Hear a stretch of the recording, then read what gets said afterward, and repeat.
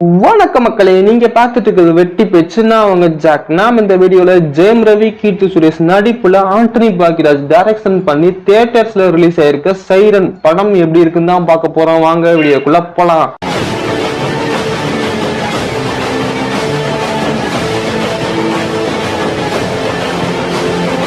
Siren படத்தோட கதை ஒண்ணும் புது கதை கிடையாது. காலங்காலமா எம்ஜிஆர் சிவாஜி காலத்துல இருந்து இப்போ இருக்க விஜய் அஜித் வரையுமே அடிச்சு துவைச்சு புளிஞ்சு காய போட்டிருக்க அதே பழைய ஸ்டோரி தான். இருந்தாலும் துவைச்சு துணியை துவைச்சாலும் ஒழுங்கா துவைச்சிருக்காங்களா இல்லையாங்கிறத இப்போ இந்த வீடியோல பாத்திரலாம். இந்த மூவியோட ஸ்டோரி என்னன்னா, ஜெயம் ரவி ஜெயில கைதியா இருக்காரு. அவங்க அப்பாவுக்கு உடம்பு முடியலன்னு 14 வருஷம் கழிச்சு பரோல்ல வெளியே வராரு.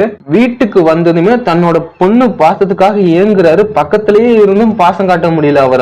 இந்த நிலையில அங்க சில கொலைகள் நடக்குது. அது எதுக்காக நடக்குது, யார் பண்றதுன்னு போலீஸும் இன்வெஸ்டிகேஷன் பண்ணிக்கிட்டே இருக்காங்க. அந்த கொலைகளை பண்றது வேற யாரும் இல்ல, ஜெயம் ரவி தான் பண்றாரு. அது எதுக்காக பண்றாரு, என்ன காரணத்துக்காக பண்றாருங்கிறதா இந்த மீதி கதை. இப்போ இந்த மூவியோட பாசிட்டிவ் சைட் பாத்திரலாம். இந்த படத்தோட ஹீரோ ஜெயம் ரவி 2 லுக்ல இந்த மூவில இருக்காரு. ஒன்னு யங் லுக், இன்னொன்னு சால்ட் அண்ட் பெப்பர் லுக். இந்த 2 லுக்குமே வேரியேஷன் ரொம்பவே நல்லா காட்டியிருக்காரு. யங்கா இருக்கப்போ ரொம்பவே கோவப்பட்டுட்டு ஆக்ஷன் அதடி காட்டுவாரு. கொஞ்சம் ஓல்டா இருக்கப்போ ரொம்பவே காமாவும் பொறுமையாவும் இருப்பாரு. அவரோட கேரக்டருக்கு என்ன தேவையோ அதை கரெக்டாவே பண்ணியிருந்தாரு.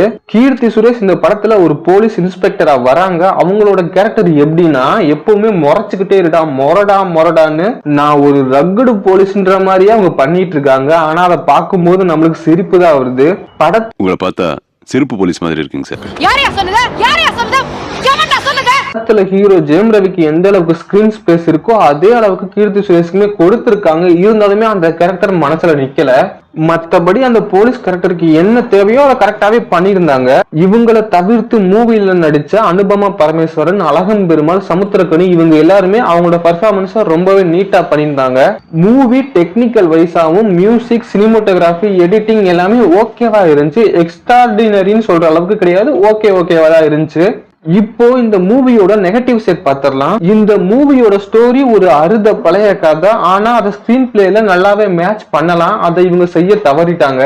ஜெயம் ரவி படத்துல ஆம்புலன்ஸ் டிரைவரா நடிச்சிருப்பாரு. ஆம்புலன்ஸ் டிரைவரா அப்ப பருவாடையே ஏதோ புதுசா இருக்குன்னு பார்த்தா ஆம்புலன்ஸ் டிரைவர் படுற அந்த கஷ்டத்தை படத்துல காட்டவே இல்ல. அந்த ஆம்புலன்ஸ் டிரைவர் எப்படி பேஷண்ட்டை பிக்கப் பண்றாங்க, எவ்வளவு கஷ்டப்பட்டு ஹாஸ்பிட்டல்ல போய் சேர்க்கிறாங்கிற ஒரு இன்ட்ரெஸ்டிங்கான விஷயத்த சொல்லவே இல்ல. சரி, இது பரவாயில்ல. படத்துல அப்பா மகள் பாசம் இருக்குல்ல, அதையாவது ஒழுங்கா காட்டுவாங்கன்னு பார்த்தா அதையுமே ஒழுங்கா டச் பண்ணல. சரி, இந்த படத்துல மர்டர் நடக்குதுல, அதையாவது ஒழுங்கா பண்ணுவாங்கன்னு பார்த்தா அதுவுமே ஓப்பனா பண்ணிட்டு போயிடுறாங்க. மிஸ்டீரியஸா ஒண்ணுமே இல்ல. சரி, கீர்த்தி சுரேஷ் இன்ஸ்பெக்டர் இன்வெஸ்டிகேஷன் பண்ணுவாங்கல்ல, அதாவது இன்ட்ரெஸ்டிங்கா இருக்கும்ல நீங்க கேட்டீங்கன்னா அதுவுமே மொக்கையா தான் எடுத்து வச்சிருப்பானுங்க. இது எல்லாம் விடுடா, இந்த மூவி ரிவெஞ்ச் ஸ்டோரி தானே, அதாவது இன்ட்ரெஸ்டிங்கா போகும்ல நீங்க நினைக்கலாம். ஆனா அதையுமே இங்க மொக்க பண்ணி வச்சிருக்கானுங்க. படத்துல 1-2 வில்லன் கிடையாது, மொத்தம் 3 வில்லன் இருக்காங்க. இந்த 3 வில்லனையுமே ஜெயம் ரவி போன உடனே பொசுக்குன்னு போட்டு வந்துருவாரு. அப்போ மூவில என்னதான்டா இருக்குன்னு கேட்டீங்கன்னா, படத்துல அப்பா மகள் பாசம் இருக்கு, போலீஸ் இன்வெஸ்டிகேஷன் இருக்கு, மர்டர் மிஸ்ட்ரி இருக்கு, ரிவெஞ்ச் இருக்கு, யோகி பாபுவோட காமெடி இருக்கு, இவ்வளவு கொட்டி கிடக்கு. ஆனா இது எதுவுமே படத்துல ஒர்க் அவுட் ஆகல. படத்தோட பேர் தான் சைரன், ஆனா படத்துல சவுண்டே இல்ல. சிக்கன் பிரியாணியில சிக்கனே இல்லாத மாதிரி. இதையெல்லாம் விடுப்பா, படத்தை பார்க்கலாமா வேண்டாமான்னு கேட்டீங்கன்னா படத்துல போர் அடிக்காது, நல்லா எங்கேஜ் தான் கொண்டு போயிருக்காங்க. ஆனாலுமே படம் ஒரு ஆவரேஜ் படம் தான். எனக்கு டைம் பாஸ் ஆகணும், அதுக்கு ஒரு படம் பார்த்தா போதும்னு நினைக்கிறவங்க இந்த படத்தை ட்ரை பண்ணி பாருங்க. இந்த படத்துக்கு வெட்டி பேச்சோட ரேட்டிங் 2.75 அவுட் ஆஃப் 5. போறதுதான் போறீங்க, அப்படியே நம்ம வீடியோக்கு ஒரு லைக் போட்டு போங்க. அடுத்து ஒரு நல்ல வீடியோல பாக்குற வரையும் டாடா பை பை, வட்டா.